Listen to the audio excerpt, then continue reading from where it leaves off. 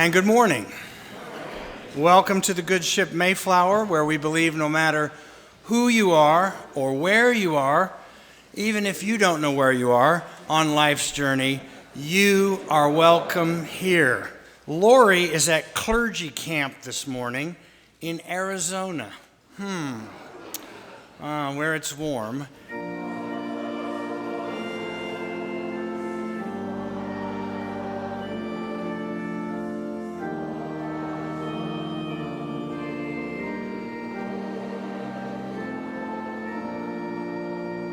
The text is from Matthew's Gospel, the baptism of Jesus, which is how you must begin Epiphany, of course. I'm reading verses 13 to 17 of the third chapter. Then Jesus came to Galilee to John at the Jordan to be baptized by him. John would have prevented him, saying, "I need to be baptized by you, and you come to me?" But Jesus answered him, "Let it be so now. For it is proper for us in this way to fulfill all righteousness." Then he consented. And when Jesus had been baptized, just as he came up from the water, suddenly the heavens were opened to him, and he saw the Spirit of God descending like a dove and alighting on him. And a voice from heaven said, "This is my Son, the beloved, with whom I am well pleased." Here ends this reading inspired by God. May God grant to us wisdom and courage for interpretation.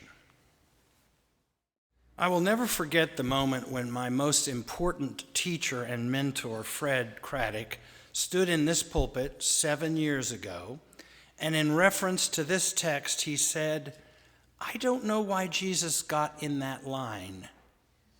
He meant, of course, in the line of sinners who were followers of John the Baptist, lined up to be dunked by the wild man who said the end was near. Jesus was in that line. But it was what happened next that some of you who were here that day will remember. Fred stopped because he couldn't speak.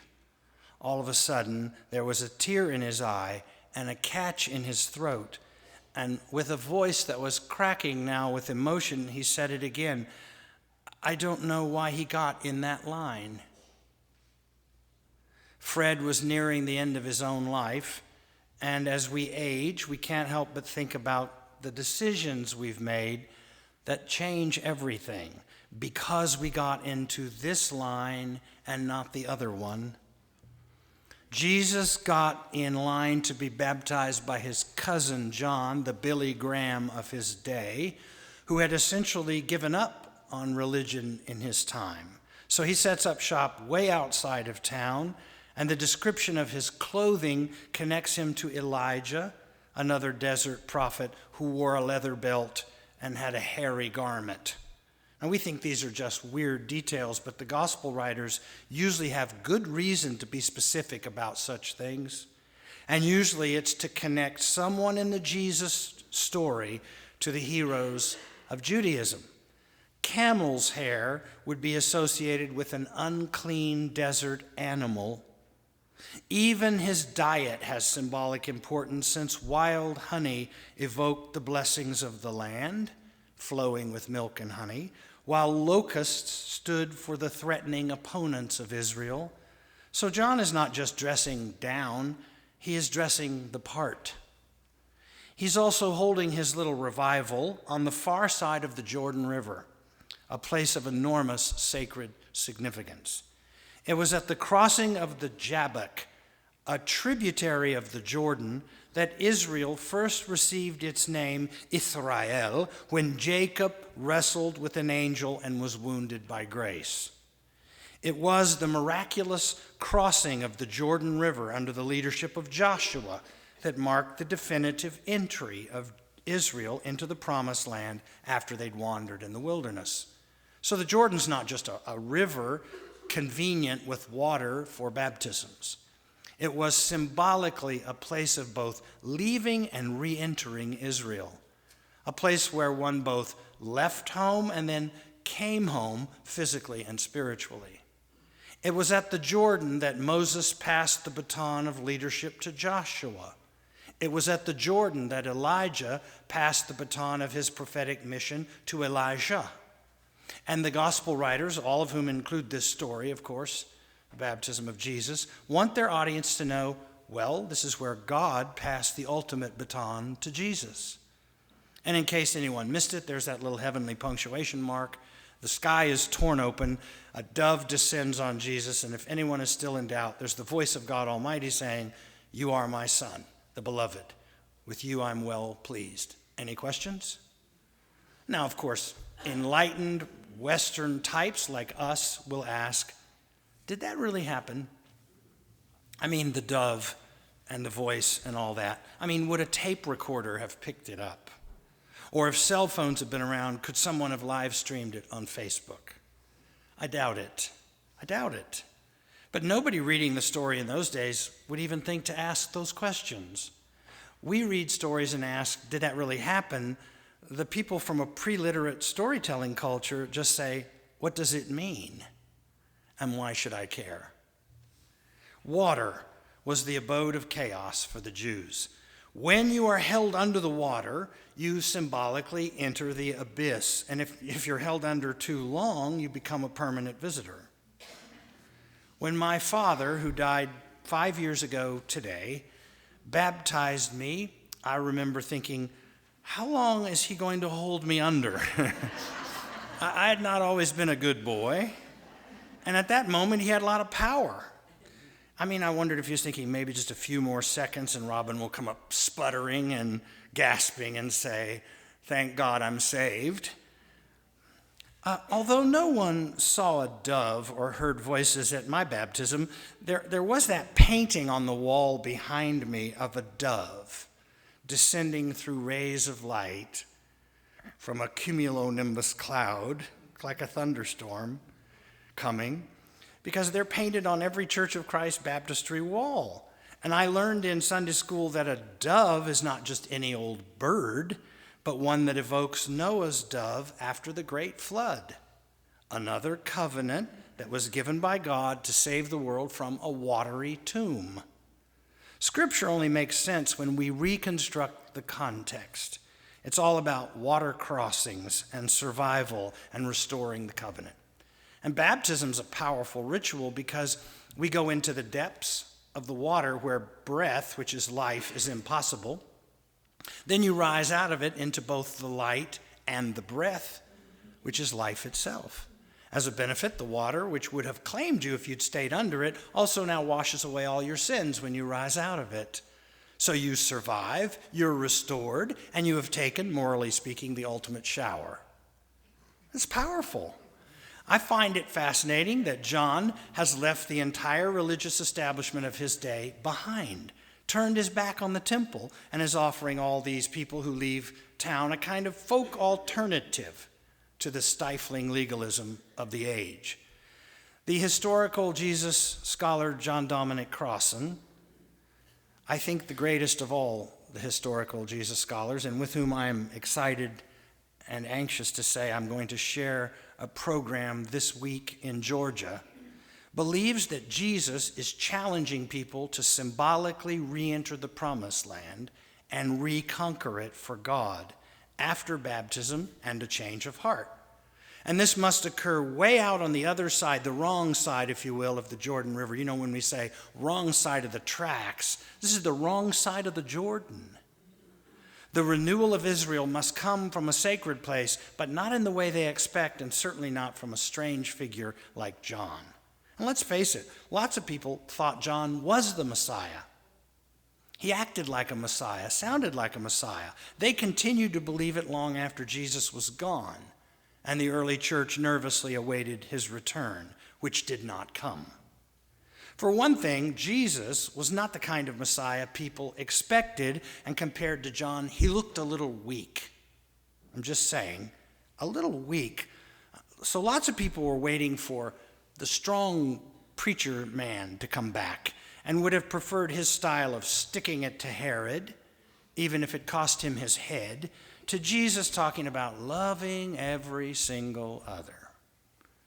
Now, it's easy for us to be confused by that because we're Jesus people. But if you were there and under foreign occupation, you might have tended to gravitate towards someone who promised a plan for liberation. not someone who preached nonviolence. Think of the difference in our time between Malcolm X and Martin Luther King Jr. Dr. King was all that kept our nation from a full-scale race war in the 1960s. John the Baptist was preaching an apocalyptic gospel where the bad guys get what's coming to them. He called them a brood of vipers, fleeing from the wrath to come. Now that's preaching. None of this love your enemies and pray for those who persecute you stuff. That'll only encourage them. That's soft on sin. And yet Jesus got into that line to be baptized by that preacher. Why did he get into that line? Why did he do it? For one thing, this story makes some people uncomfortable because it is a line for sinners. And this is Jesus we're talking about. But for Fred Craddock, I think the poignancy lay elsewhere.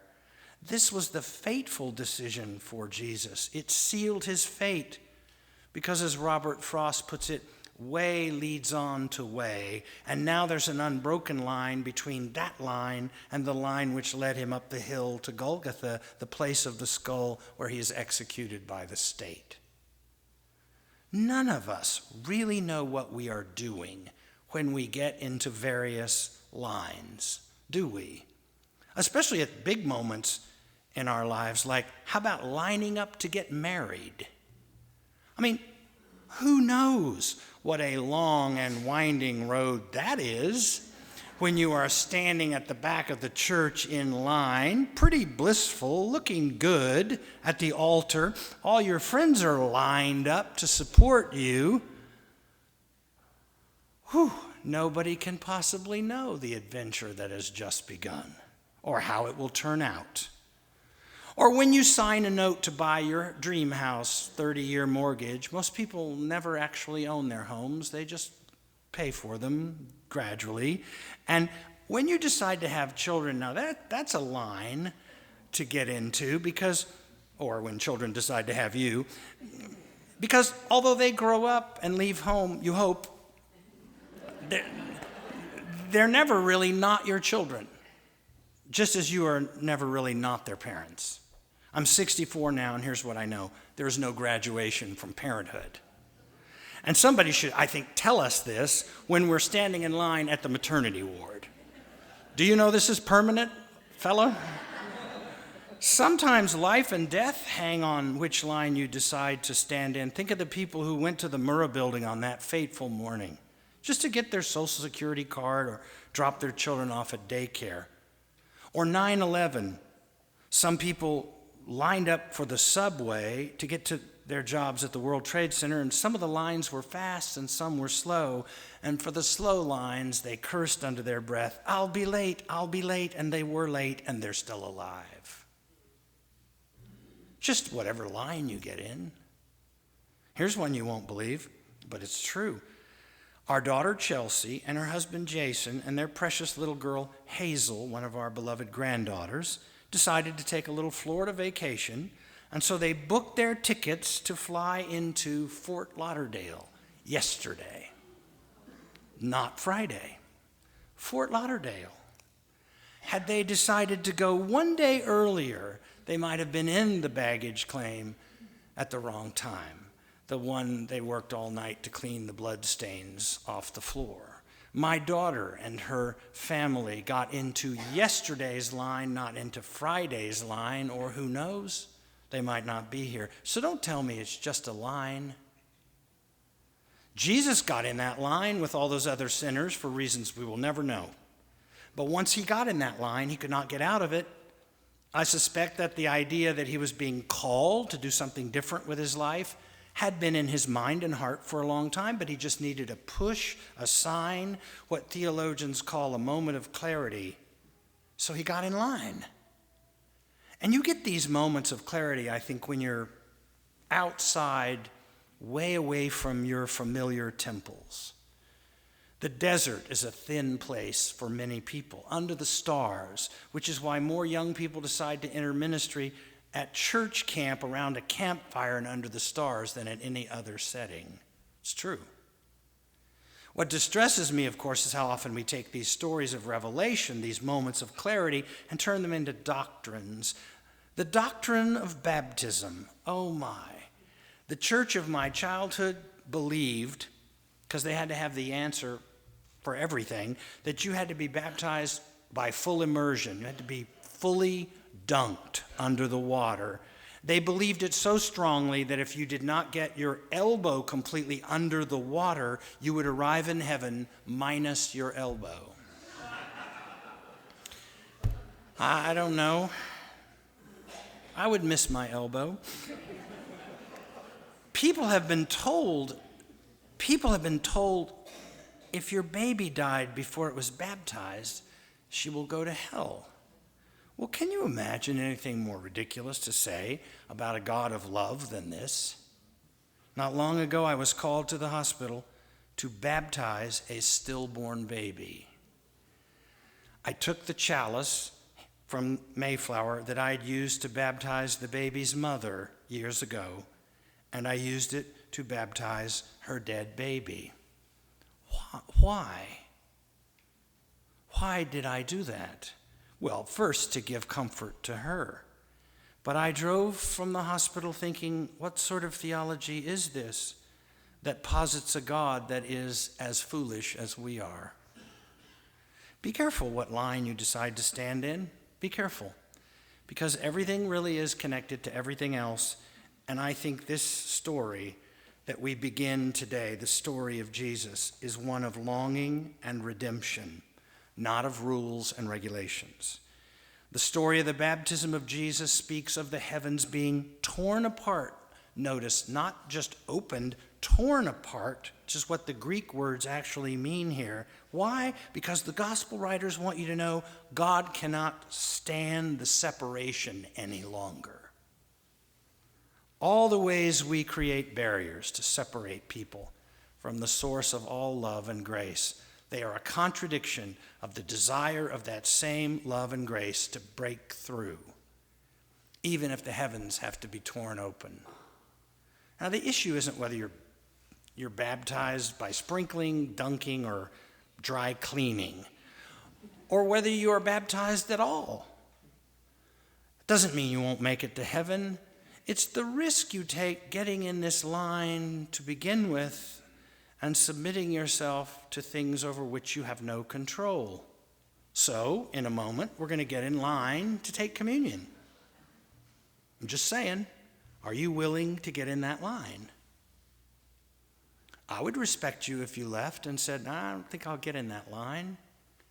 I might end up having to do something I didn't think I would do. Are you open to doing things you didn't think you would do? Because what if the message you get in the line is the same for us as it was for Jesus? You are my beloved. Well, then what are you going to do? Does that make you a son of God? Yes. A daughter of God? Yes. Now what are you going to do, sons and daughters of God? You might be changed, and if you're not careful, that change might bring more change, and if you're not careful, you'll become the change you're hoping to see in the world, all because you got in line. So, look, just don't say I didn't warn you.